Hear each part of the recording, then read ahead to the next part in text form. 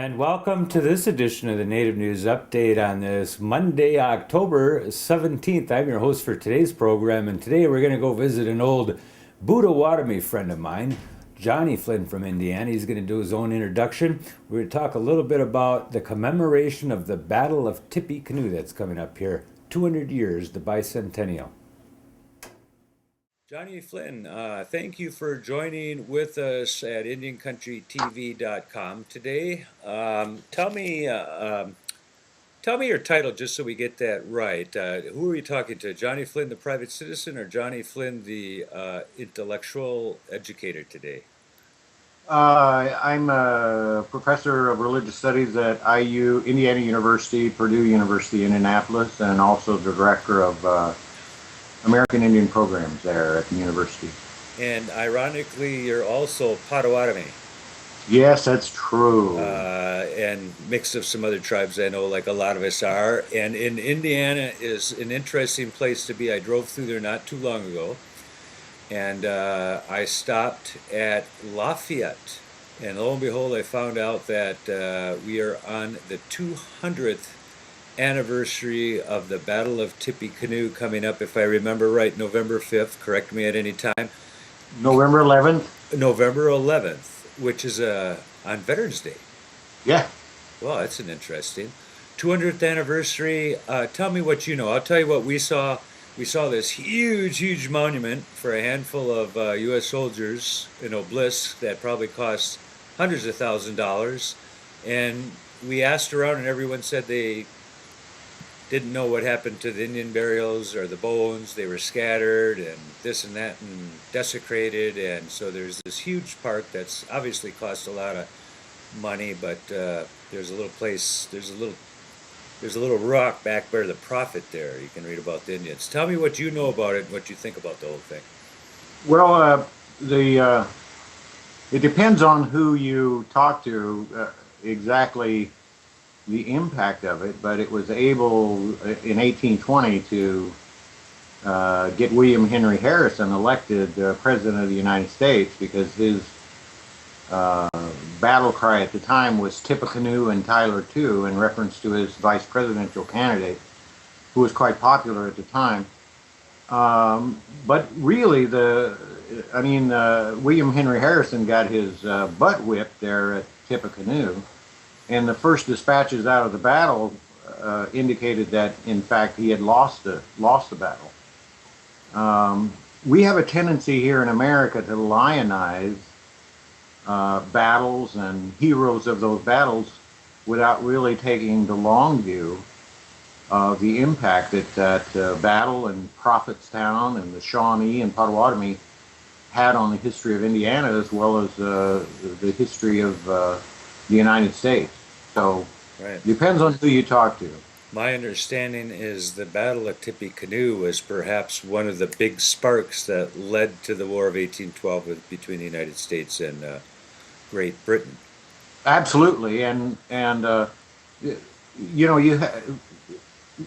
I'm a religious studies guy, so I have to approach it from the standpoint of religion. And what you have to understand is that Tenskwatawa, there were two brothers, Tecumseh, Shawnee, and Creek, and his brother Tenskwatawa. And at the end of the previous century, 1700s, Tenskwatawa was a kind of ne'er-do-well and alcoholic and so on. And he eventually made his way out of that, and he had a vision. And in the vision, he had gone to, it was typical visionary experiences that Native religious leaders had at the time. A guy by the name of Keoduck had one, Handsome Lake, others had these visions. And in the visions, they would travel to the white man's heaven and receive instructions or legitimacy from that vision. And you have to remember that this happened around 1800, and this was a part of a series of battles that happened. And as a result of Tenskwatawa's vision, it was almost 40 years before they were able to remove all of the tribes from Indiana.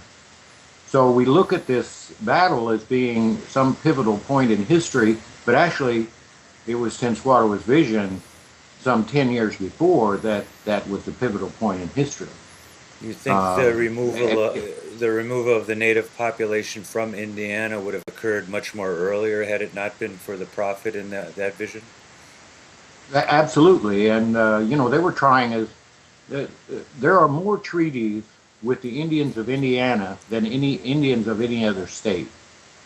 And so by 1800, when all these attempts to remove the Indians started, the Shawnee, the Potawatomi, the Delaware, the Sac and Fox, Kickapoo, all the tribes that had concentrated in northern Indiana and eastern Illinois and southern Michigan knew the treaty process. And rather than conceding millions of acres of land in one fell swoop, but they gave them a little slice here, a little slice there, and they ended up with some 30 treaties just to extinguish Indian title in the old Northwest, which would have been Michigan, Indiana, Illinois, Ohio, and so on. And Southern Wisconsin, a little right, bit. all the way up, all the way around the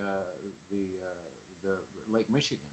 Right. So if you turn, I had a professor, Wilbur Jacobs, who wrote extensively about removal period, and one of the things that he said is Indian history is upside down history. We also get out of the Battle of Tippecanoe the old legend about Tenskwatawa cursing the presidency. Indeed. So you've heard that. Well, tell us about it. I have heard about that. In fact, I think someone just brought that up in the Republican campaign side about saying that there was some curse on the U.S. or something. Could be the same one. Absolutely, yeah. They brought it up about Rick Perry, that the cannibalism of the native tribes in Texas. He's been able to exorcise that spirit by running for the presidency. But anyway, Tenskwatawa allegedly cursed William Henry Harrison after the Battle of Tippecanoe and said that every generation there would be a president who would die in office. And it began with William Henry Harrison, of course, with Abraham Lincoln, and on up until John Kennedy. And it wasn't until Ronald Reagan that allegedly that curse had been broken. So, I mean, this is a pivotal era of American history. Indian people have a tendency to look at it in a different way than the dominant. How are they going to look at the commemoration? I understand 100 years ago they had a commemoration, but most of the people that showed up were non-natives dressed as Indians. Are there going to be? There was something about a local Mason club showing up, but who's going to be there? Are there going to be tribal people at this commemoration? November 4th and 5th, there's going to be an event at Purdue University called Wiping Away the Tears. And what we hope will come out of it is a greater focus on the tribes here in Indiana. What we hope will come out of it is the state of Indiana paying attention to the history of the tribes who were here. And I think it's important that we begin doing that, not just as a result of the Battle of Tippecanoe, but as a result of the activism all across this country with respect to, I mean, land speculators are the ones who are responsible for the difficulties that Indian people face. Presidents, senators, and so on were all land speculators. And the people who are protesting Wall Street now are beginning to realize that land speculation is the same as the failure of the real estate industry. So those guys back there said it won't be long until you realize you're the Indians. And he said that in reference to, and native leaders said that in reference to how Indian people were treated. And now the general population is beginning to see that that's precisely how they're being treated. when there's speculators, it's the speculators that make money whether the market's going up or going down. In my understanding, there's a lot of people who have money hedged on a further recession or depression so that if there's a loss of income to other people, they gain by that somehow. So I don't know how Yeah, relevant that. they don't really produce anything. They don't produce goods or services. They just simply trade on other people's misery. And that's precisely what happened with land speculators back in the early 19th century. The Oklahoma land run. I mean, just look around the country and see where those difficulties are, and you'll scratch the surface, and you'll get down to what happened in Indian history. If someone wants to participate in that Purdue event on the 4th and 5th, how do they get a hold of you or hold of whoever's putting that on? Well, if you go to the Purdue University website and type in "wiping away the tears," the Tippecanoe bicentennial, you can find that. You can also reach me at jopflyn@iupui.edu, and I can send you the material on it. There's quite a few people that are coming. They're kind of the focus of it is to re-examine the Battle of Tippecanoe and look at it from a native perspective.